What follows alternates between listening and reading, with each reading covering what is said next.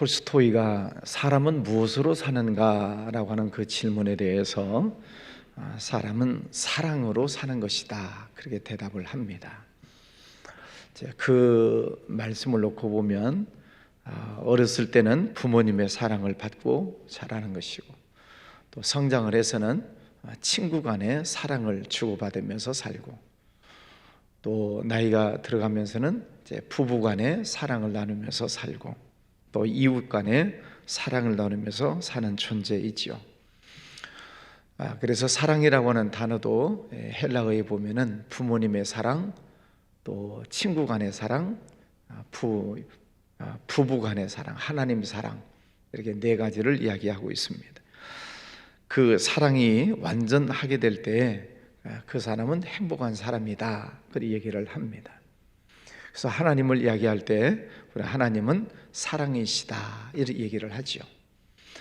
근데 구약 성경 또 신약 성경을 보면 하나님의 속성에 대해서 두 가지를 이야기하는데, 구약의 하나님은 공의를 나타내시는 사랑의 하나님이시다, 이렇게 이야기를 하고, 또 신약을 이야기를 할 때는 사랑을 나타내는 공의의 하나님이시다, 이렇게 얘기를 합니다. 좀 어려운 것 같지만은 이런 이야기예요. 여러분 가정에 어린 아이들을 양육하실 때 사랑이죠. 아이들을 사랑으로 양육을 하십니다. 그러나 그 속에 공의가 빠지면 안 되죠. 잘못한 것은 잘못한 것이고, 가르칠 것은 가르쳐야 되고, 그게 공의입니다. 그래서 어렸을 때는 부모님에게 있는 이 사랑 가운데 공의의 사랑이 더 앞장서요. 그래서 이것은 해, 이것은 하지 마라. 하라고 했는데 안 하면 야단을 치고, 하지 말라고 했는데 하면 또 야단을 치고, 하라는 것 하면 칭찬하고, 이 공의의 사랑이 부모님들에게서 먼저 나타나죠. 그러나 이제 자녀들이 장성하게 되면 사랑이 나타나죠. 앞에 이제 그냥 너가 알아서 해라, 이제 네가 판단해서 해라, 그리고 모든 것을 다 용납해주고 이제는 믿고 맡기는 사랑이 나타나게 됩니다. 그렇다고 해서 공의가 빠지는 것은 아니죠. 자, 이처럼 하나님에게도 사랑과 공의 두 가지가 속성으로 나타나고 있습니다. 하나님이 사랑이시다, 그래서 모든 죄를 다 그러면은 죄를 지어도 괜찮은가? 그건 아니다는 거죠. 하나님의 공의가 있다는 것입니다. 그러면 하나님은 무서운 하나님인가? 구약 성경을 보면 죄 지으면 심판하시고 무섭게 또 죽이시기도 하고, 그럼 무서운 하나님, 공의의 하나님이신가? 그 속에 사랑의 하나님을 또 이해하지 못하면 하나님에 대해 오해하게 되는 것이죠. 자, 이스라엘 백성들이 이제 종살이를 하고 또 광야 40년을 지나고 또 5년 동안 이 가나안 땅을 정복하고, 그리고 12지파로 다 땅 분배를 마쳤습니다. 이제 땅 분배가 다 끝났어요. 그러면 이제부터 중요한 게 뭐냐면은 법이에요. 질서가 중요한 것입니다. 지파와 지파 간에, 또 사람과 사람 사이에 지켜야 될 질서가 있고 법이 필요한 것이죠. 근데 사람들이 살다 보면 실수하고 잘못하는 때가 있죠. 잘못 없는 사람이 어디 있어요? 다 실수도 하고 또 혹은 죄를 지기도 하고. 요즘 뉴스 매일매일 나오는 뉴스가 뭐예요? 법이잖아요. 법대로 했냐 아니면 법을 어겼냐, 그걸 가지고 판단을 하고, 분명한 죄가 있으면 뭐 벌금형을 하든지 아니면은 감옥에 가야 되든지, 법을 어기면 그건 공의로 다스리는 것입니다. 자, 오늘 말씀에 나오는 것을 보면은 이 도피성이라는 제도가 나오고 있습니다. 도피성은 부지 중에 살인을 저질렀을 때는 그 살인자, 어찌 보면 가해자지요. 그 가해를 한 살인자도 보호하기 위해서 도피성 제도를 두었습니다. 부지 중에 고의가 아닌 그런 실수해서 사람을 죽였을지라도 이 사람을 내버려 두면 보복을 당하는 것이죠. 그 가족들에 의해서 또 이웃들에 의해서 이 사람이 또 죽을 수도 있어요. 그래서 부지 중에 살인한 자는 그 생명을 보호하기 위해서 도피성을 마련을 해 놓습니다. 네, 이스라엘 땅 전체를 놓고 보면은 요단강을 중심으로 요단강 동편에 3곳, 또 요단강 서편에 3곳, 6곳을 도피성으로 만들어라. 근데 그 도피성에 대해서 조금 더 연구를 해보면 하나님의 은혜가 참 얼마나 신묘막측한지 모릅니다. 이스라엘이라는 나라가 이렇게 길쭉하게 생겼어요. 그리고 가운데 흐르고 있는 강이 요단강이에요. 그 요단강을 중심으로 서쪽에 3개, 동쪽에 3개.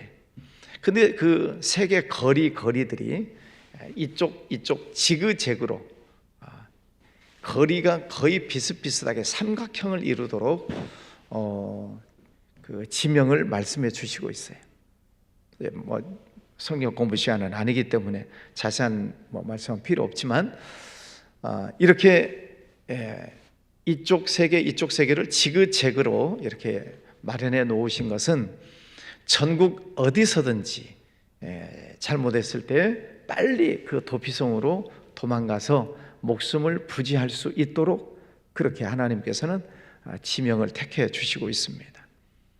또 이 도피성들은 비교적 높은 산 쪽에 위치해 있어서 어디서나 볼 수 있도록, 또 길이 잘 나 있는 곳, 그래서 빨리 도망갈 수 있도록 하나님께서는 부지 중에 죄를 지은 사람까지라도 이렇게 보호받을 수 있는 그런 도피성 제도를 마련해 주시고 있습니다.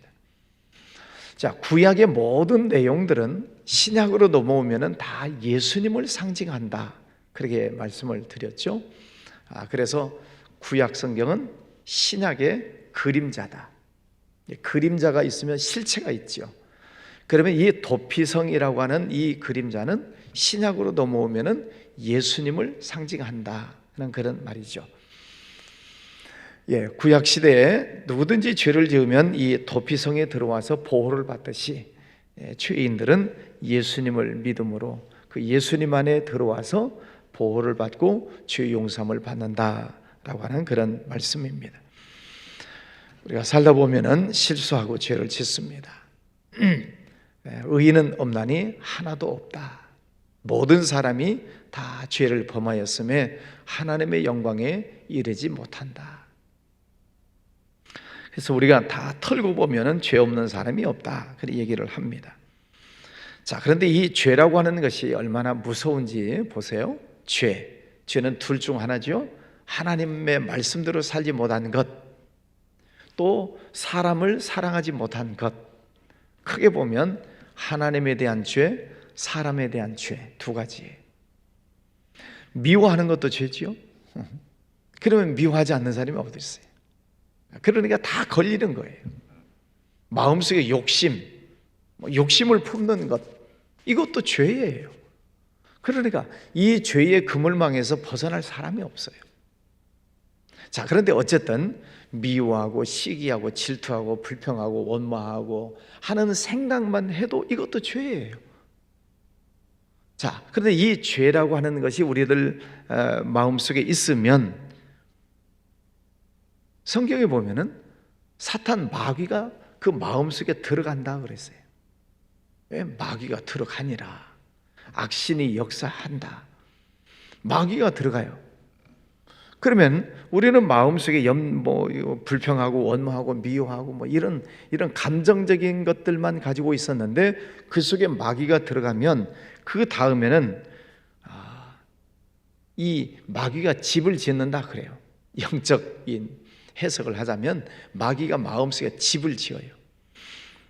그러면 이제 늘 불평하고 늘 원망하고, 마음속에 이 마귀가 집을 지으면 이게 늘 불평, 입만 열면 거짓말, 입만 열면 불평하고 원망하고 다른 사람 탓하고, 이게 집을 지었다 그래. 또 다른 말을 하면은 마귀가 주인 노릇을 한다, 그런 말을 해요. 그럼 주인 노릇을 하면 마귀가 시키는 대로 하는 거죠. 그래서 상습범이 됩니다. 상습적으로 폭행하고 상습적으로 무슨 절도를 하고 습관이 되어버린다는 것이죠. 그러니까 죄 짓는 것이 습관이 되어버려요. 가끔 텔레비전 보면은 그 백화점에 가서 이렇게 상습적으로 도적질 하는 사람들이 있잖아요. 자기도 모르게 훔치는 거야. 자기도 모르게. 이제 마귀가 그 마음속에 들어가서 주인 노릇을 하게 되면은 이 사람은 이제 마귀가 시키는 대로 자기도 모르는 사이에 죄를 짓는 거예요. 계속 죄를 지어요. 마귀가 왕 노릇한다. 주인 노릇하는 것을 넘어서 마귀가 왕 노릇을 해요. 그러면 이제 완전히 종 노릇이 되는 것이죠. 마귀가 왕이고 그 죄는 종이 되는 것입니다. 죄의 종, 마귀의 종. 시키는 대로 해야죠. 떠날 수가 없는 것입니다. 그래서 이 사람은 시작점은 보세요. 시작점은 별것 아닌 것 같아요. 마음에 미워하고 시기하고 질투하고 욕심 부리고 그런 짜증내고 그런 별것 아닌 것 같은데 그 마음속에 마귀가 들어가면 점점 그 정도가 심해지고 상습범이 되고 폭력적이 되고 그리고 결국은 마귀의 종이 되어서 그 인생이 망해버리는 것입니다. 결국은 망하는 인생이 돼요. 그래서 하나님께서는 어떤 죄든지 죄를 지었으면은 이 도피성에 들어와서 자기 죄를 고백하고 그리고 그 성 안에서 보호를 받아라 하는 것입니다. 예수님 안에서 이 문제를 우리가 해석을 하면 누구든지 자기 죄를 자백하면 하나님은 미쁘시고 의로우사 우리 죄를 사하시며 모든 불의에서 우리를 깨끗게 하실 것이요. 자기 죄를 회개하면 예수 그리스도의 이름을 힘입고 자기 죄를 고백하면 하나님은 우리 죄를 용서해 주시겠다 이렇게 약속을 하시지요. 그래서 어떤 죄든지 예수님 앞에 자기 죄를 고백하는 것입니다. 오늘 이 사람도 그 도피성에 도망을 가서 자기가 지은 그 죄를 다 고백해라. 제사장에게 다 고해라. 우리에게 이 도피성과 같은 예수님을 우리에게 보내주셨죠. 그래서 누구든지 어떤 죄든지 주님의 이름 앞에 자기 죄를 회개하면 하나님은 우리 죄를 용서해 주신다. 그 죄를 용서받는다라고 하는 것은 영적인 면에서 보면은 사탄 마귀를 내쫓는 거죠. 우리 마음속에 여러분 마음속에 마귀가 들락거린다니까요. 그런데 예수님을 믿고 회개하면 그 마음속에 마귀가 들어올 근거가 없어지는 거죠. 그래서 항상 마음을 성결하게 해라. 세례 요한도 와서 회개해라. 천국이 가까이 왔다. 죄를 회개하라는 것입니다. 그래야만 우리가 사탄을 이길 수 있고 또 늘 깨어 기도해라. 마귀에게 시험당하지 않도록 깨어 기도해라. 사탄 마귀가 두루 돌아다니면서 삼킬 자를 찾고 있다. 회개했어요. 마음이 성결하게 됐어요. 그러면 하나님께서 그 마음속에 은혜를 주시고 또 축복해 주시고 하나님과 영적으로 교통하는 그런 은혜를 주시죠. 그런데 사탄은 끊임없이 우리들 마음에 또 치고 들어오려고 두루 돌아다니고 있다는 것입니다. 어떻게 하면 또 저 사람 마음속에 이 죄를 또 심을까? 어떻게 하면 유혹을 할까? 호시탐탐 노리고 있기 때문에 늘 깨어 기도해라. 무릇 지킬 만한 것보다 더욱 네 마음을 지켜라. 생명의 근원이 예수 남이니라. 우리 마음을 잘 지켜야 된다. 그래서 늘 하나님의 말씀을 아멘으로 받고 늘 찬송하고 기도하고 말씀 읽고 묵상하고 또 마음을 우리가 늘 잘 지켜야만 마귀에게 틈을 주지 않게 되는 거죠. 이 도피성 제도를 보면은 그 죄를 용서받는 구약시대 용서받는 세 가지 길이 있어요. 하나는 희년 제도가 있습니다. 희년 50년째가 되면은 그 죄를 살인자도 용서를 해줘요. 모든 것을 다 원위치 시키잖아요. 그래서 희년 제도가 있습니다. 50년째가 되면은 살인자도 용서를 해줘요. 두 번째는 도피성 안에 도망을 갔습니다. 그러면은 그 성 안에 대제사장이 돌아가실 때 그 모든 죄들을 또 용서해 줘요. 세 번째는 그 도피성 안에 이제 도망을 가면은 용서를 해 받는 이 희년제도, 대제사장의 죽음, 도피성 제도, 이것이 살인자들이 용서받는 세 가지 방법이었습니다. 오늘날에는 우리가 예수 그리스도를 믿음으로 주 용서함을 받는데, 그런데 우리가 또 오해하지 말아야 될 것이 있어요. 흔히 대표 기도하시는 분들이 그렇게 기도해요. 알고도 지은 죄, 모르고도 지은 죄. 우리가 그런 기도를 해요. 알고도 지은 죄도 용서해 주시고 모르고도 지은 죄도 용서해 주시고, 도적질하지 말아라. 그러면 도적질하면 죄라는 것을 알아요, 몰라요?